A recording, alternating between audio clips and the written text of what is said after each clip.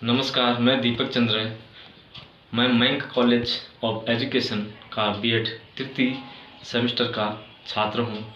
मेरा अनुक्रमांक 181075400020 है। मेरी ईमेल आईडी deepakchandra256266@gmail.com है।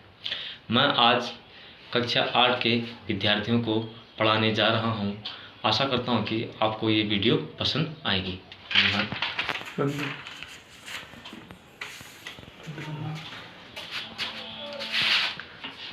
आज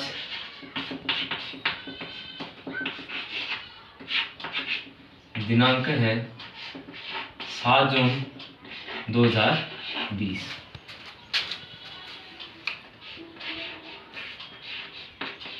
कक्षा 8 के बच्चों का जो विषय है वो है सामाजिक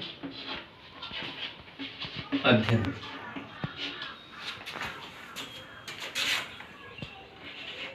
वो विषय है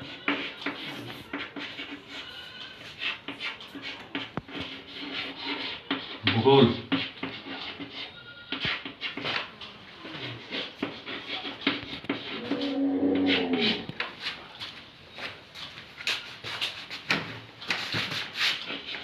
कक्षा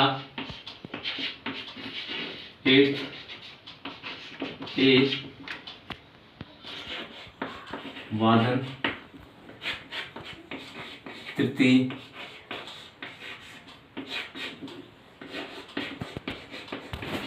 समयावधि है 35 मिनट।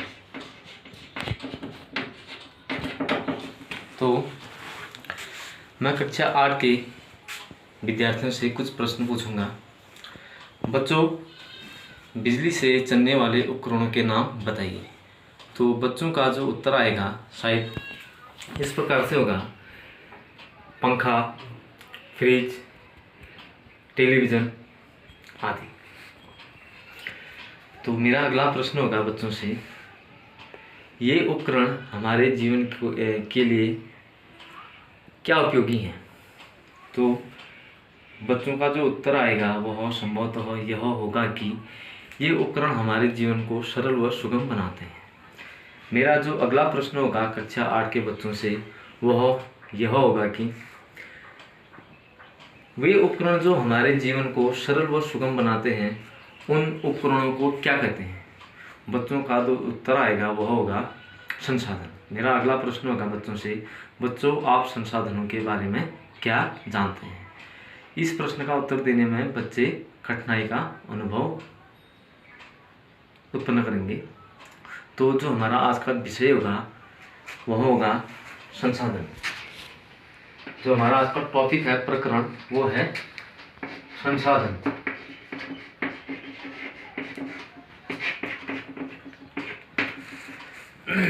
तो मैं संसाधन के बारे में आज विस्तार पूर्वक अध्ययन कराऊंगा। संसाधन हमारे चारों ओर के वस्तुओं जो हमें किसी न किसी रूप से लाभ प्रदान करते हैं संसाधन कहलाते हैं। या वे उपकरण जो हमें सरलता और सुगमता प्राप्त करते हैं उन्हें क्या कहते हैं, संसाधन कहते हैं। और जो हमारे समय की बचत करते हैं। जैसे अगर हम पैदल चलते हैं तो हमें पैदल चलने में एक जगह से दूसरी जगह जाने में काफ़ी टाइम लगता है। ठीक इसी के विपरीत यदि हम संसाधन का प्रयोग करते हैं, जैसे किसी वाहन का प्रयोग करते हैं, वाहन भी एक संसाधन ही है, तो हमारे समय की बचत होती है और हम जल्दी पहुंच जाते हैं। तो संसाधनों के प्रकार के बारे में आज मैं बताऊंगा। संसाधन दो प्रकार के होते हैं।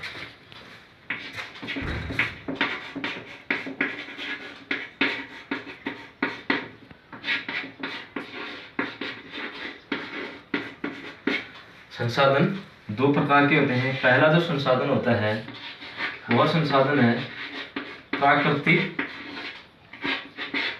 संसाधन।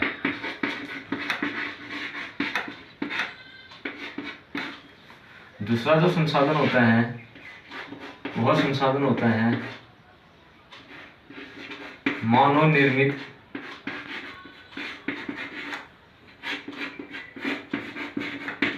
संसाधन।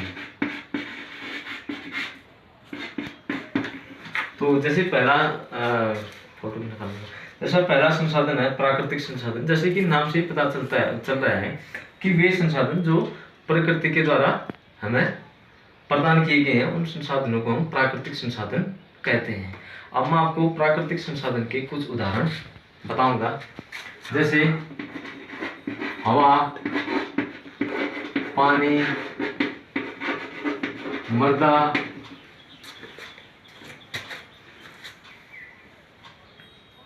आदि प्राकृतिक संसाधन के अंतर्गत आते हैं। जैसे खनिज हो गए, तो इसमें बहुत सारे आते हैं। उसके बाद जो दूसरा है मानव निर्मित संसाधन, वे संसाधन जो मनुष्य ने अपने लाभ के लिए बनाए हुए हैं, उन संसाधनों को हम मानव निर्मित या मानवकृत संसाधन भी इनको कहा जाता है। जैसे इसके उदाहरण है, जैसे रेल, सड़क, पुल आदि। तो मैंने आपको प्राकृतिक संसाधन और मानव निर्मित संसाधन के उदाहरण बता दिए हैं। तो ये जो संसाधन है, इनका संरक्षण भी नितांत आवश्यक है, क्योंकि कुछ संसाधन ऐसे हैं प्रकृति में जो सीमित मात्रा में विद्यमान है। यदि इन संसाधनों का लगातार इसी वेग से प्रयोग होता रहे तो आने वाले पीढ़ी के लिए ये संसाधन उपलब्ध हो पाना काफ़ी मुश्किल हो सकता है। जैसे खनिज है, खनिज जैसे पेट्रोलियम है। आजकल पेट्रोलियम का दिन प्रतिदिन उपयोग होते जा रहा है, काफ़ी मात्रा में इसका उपभोग होते जा रहा है।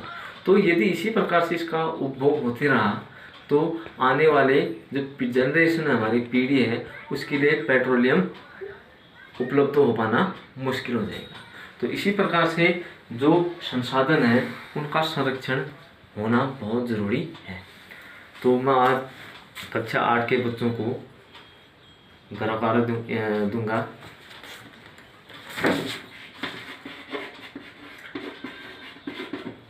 कक्षा 8 के बच्चे अपनी गृह कार्य को अपनी उत्तर पुस्तिका में उतारेंगे।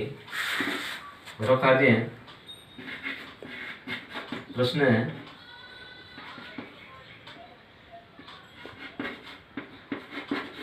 संसाधनों का